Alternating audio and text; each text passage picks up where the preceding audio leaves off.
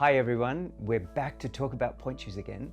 And this week you're going to hear from one of our most beautiful ballerinas, the wonderful Amber Scott.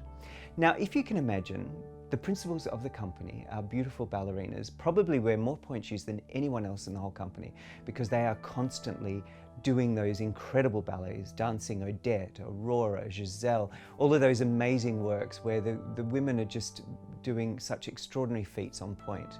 So this time you're going to hear how Amber looks after her feet and her shoes and how they are so important to making those magical moments that we all love seeing on stage.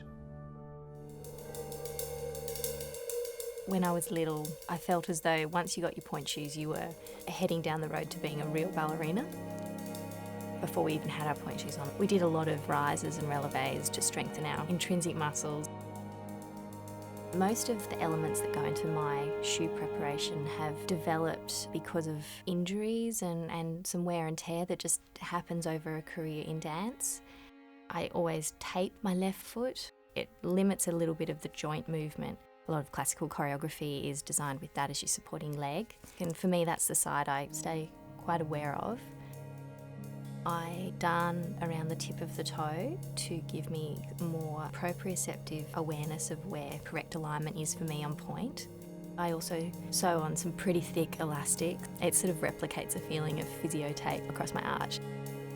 It's time consuming, but what would be more annoying is being unable to dance because of the pain. It's almost a meditative process preparing the shoes you know are going to be your performance shoes for a special role.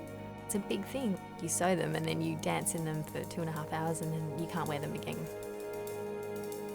Sometimes I think our feet actually look worse than what they feel. A lot of people can be quite horrified and think it looks torturous, but it's sort of like someone that works with their hands. You know, the joints become a bit bigger over use and the skin gets callous, but they're doing a job and they're adapting to that job.